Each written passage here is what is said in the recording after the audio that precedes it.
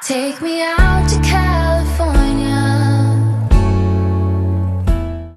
Hi guys, before I go any further on this video, I want to let you know that Channel Mum, who I do some video work for, are hosting for the next 3 weeks. They are hosting some competitions. So this week, if you enter below, I will put the link below this, you could win £150 worth of John Lewis vouchers. And then next Monday, there will be another prize, and the Monday after that there will be another prize. And on the 13th of December, they are also hosting on Facebook the Channel Mum Big Night In. There's going to be competitions and chats on the Facebook group, and it's for mums who don't necessarily get the chance to have a party night out, or maybe they don't have a works night out, and it's a way to do that online in our Channel Mum supportive community, where there's loads of other mums of all different shapes, sizes, kinds, those with different hobbies, different parenting styles, different age children, and you will find somebody in there in that tribe. So make sure that you go onto Facebook, I will put the link below, and join that so you can get involved on the 13th of December. And make sure that you click the link below and try and win £150 worth of John Lewis vouchers. Why not? In this video, I'm going to share with you my story time of how I became a mum. Not literally how I became a mum, hopefully you know how that happened. I'm not going to talk about that. I'm going to talk about my experience of becoming a mum and how that was for me. So I was 26 when I was pregnant, so not old, not young. I kind of probably, I don't know what an average age is in the UK right now, but it felt like a normal time. I'd been with my husband, he wasn't my husband at the time, but I'd been with Ross a few years, and we'd probably just stopped thinking about, we loved each other. I'm like, if we have a family, we have a family, whatever. And I think even still, you kind of think it's still sort of a shock, even though you're not really preventing anything. It's still like, oh, so that's how babies are made. And I remember we were doing a job at the time outside of acting. I used to do promotional work, and so me and Ross were running this event all over the UK, and we were in Liverpool at the time. And I remember, because we were set up this stand in the middle of some busy street in Liverpool.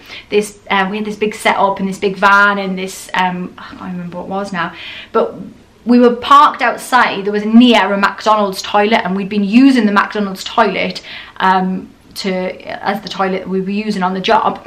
And I was like, I'd had pains in my stomach the night before. And so, my husband was quite like quirky as a person, and I had pains in my stomach, and he was like, I've knocked you up, haven't I? I've got you now, you'll never leave me. Obviously he was joking, but it was quite creepy. And I was like, yeah. I hadn't really thought about that when he said it. I was like, I should probably check I'm not pregnant. And so I got a pregnancy test, and then we were in this place in Liverpool, and I thought, I can't take a pregnancy test in the disabled toilet of McDonald's. I feel like it should be somewhere more special. So I paid 20p to use a nicer toilet, 20p. And I went in there and I took the test, and it was a really faint line, so you couldn't totally see the line. And I was like, oh, okay. Well, does that mean yes or no? Or I was like Googling. And it said, yeah, if there's a faint line, it probably, yeah, you're pregnant. It's just maybe early or whatever.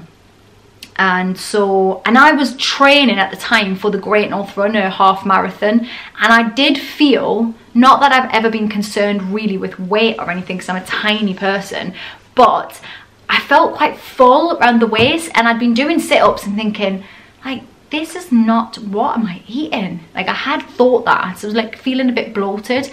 So I went back to the stand where Ross was, and I just went, so I think I'm pregnant. And he went, good age. That was what he said. And then we were like, okay, cool. And it wasn't like a big deal. And then we didn't tell anyone for a little bit. And I remember ringing my mum the week before we told anybody. And bizarrely, she just went, well, me and your dad have decided we're happy to be grandparents now. And I was like, that's weird. That's weirdly intuitive. How strange. And then, yeah, we told everybody. We told my mum and dad. And my dad worked away. He was in Kazakhstan at the time. And I think he was just a bit in shock, you know, like, not that it was like a big deal, but it was just, you know, I'm his first daughter, and it was a bit of shock. And then he rang me back like about 20 minutes after having spoken to me, and he went, I just wanted to say that I'm really happy, and I just didn't know if I showed that, and your mum said that I didn't really seem like I was, and I just wanted to make sure that, you know, I'm really happy. And yeah, so then I was pregnant, and I had been booked to do pantomime because I've been an actress, and I was booked to do a pantomime in Harlow in Essex. And, you know, I wanted to do that pantomime. I was playing Jasmine in Aladdin, but obviously I knew that by the time that was happening, I was 5 or 6 months pregnant. But I spoke to the producer and the director, and I was like, look, this is where I'm at. We're gonna have to go with it, because it was, you know, I'd been in the press and it was all out there that I was doing it. And I hadn't passed my driving test yet. So I think I passed, it was the October, and I was pregnant. I was due in April, I think. I had Brooke early, but I was due in April, and I needed to pass my driving test. I was doing pantomime, obviously the November, December, and I needed to drive. Like, I couldn't not, where I was staying to where the theatre was, I had to drive. So the pressure to pass my driving test was ridiculous. And I was like, obviously emotional and pregnant. I remember lying there on the floor before the test being like, I am a driver. I love driving, doing all my affirmations, and it did work, so you should do them. And I didn't even practice before, I just meditated and calmed. And then I had my test and I passed my test. And then I did pantomime, really pregnant. So because I'm tiny and because it was my first, there wasn't a massive bump, and it was just really at the front.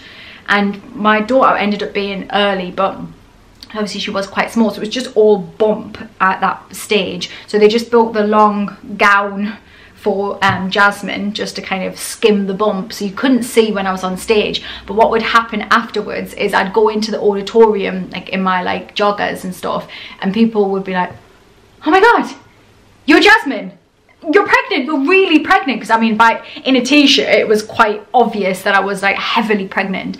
And when I would sing the big numbers on stage, my Brooke, it was Brooke in my stomach at the time, and she would wiggle around in my stomach.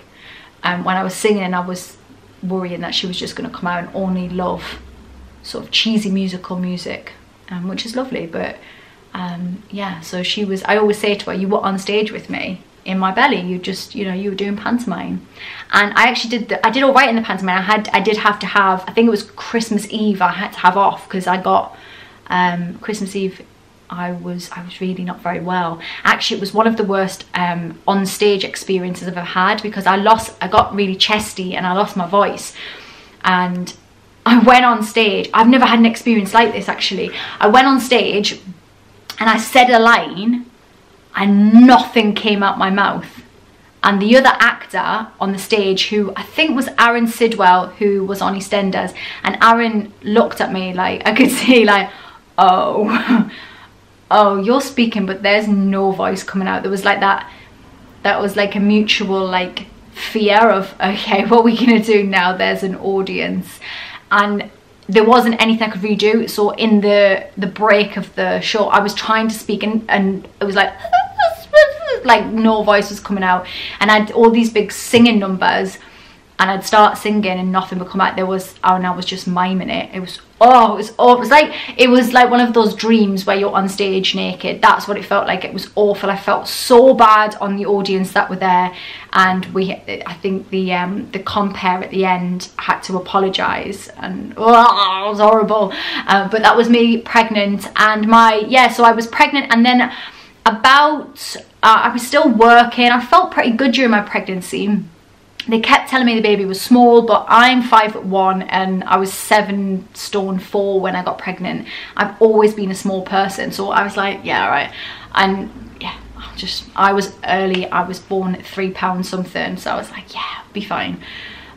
So I didn't really think of anything. But then just over 6 weeks, so 6 weeks before I was about to give birth. I had a really bad headache and I thought, oh, I think you're supposed to ring up now. So I called the nurse midwife, told me to go to hospital. Went in, they're doing all the tests and whatever, and they then told me the doctor was just explaining what was going on, so he hadn't got anything out yet, and then all the alarms went off and he got taken out of the room. And then the nurse came in, who obviously did know what has happened, and she thought the doctor had explained to me what had happened. So she went, okay then, fab, so we're gonna get you admitted and we'll have this baby out in a few days. And I was like, what do you mean? What? 6 weeks, babe. What are you talking about? And she was like, yeah, you've got pre-eclampsia. We need to get the baby out. And I was like, oh, okay. So I had 4 days in hospital before I gave birth, and was induced to give birth. And in that time I was seeing women give birth, and I really hadn't really considered much of it. I was like, okay, so I should probably, I mean, I'd considered the birth, but I hadn't really thought about actually being a mum. And I'd never been around children. I'd barely held a child. Considering I'd worked with a lot of kids in pantomimes and shows, and I didn't have a clue. And actually Brooke was in special care for a few weeks, and it was really helpful because Coventry Walsgrave, Coventry University Hospital, an amazing special care unit then, award winning, and they actually just taught me how to be a mum to a baby. They taught me how to bath and feed and look after a tiny prem baby. Brooke was £4.4 when she was born. So yeah, so that was my first experience of becoming a mum, and I guess for some that would be quite scary, going into having special care and your baby being in hospital and me having to go home for a bit. She was in 2 weeks, but that's what I knew, and I was born early as well, and my mum had eclampsia with me, so it wasn't a weird thing for me, and I can only really say there was positives in it because we were taught how to be parents. And yeah, I was never scared of being a mum, and I was never a mumsy mum, and I was never that woman that got broody about babies and stuff. But yeah, I love being a mum. It's great. So that's my story time today, and I thought I'd share with you, and yeah, share with me your stories as well, and make sure that you do the Channel Mum competition weekly up until Christmas, and I hope that you win. And yeah, speak to you soon. Peace. Take me out to California.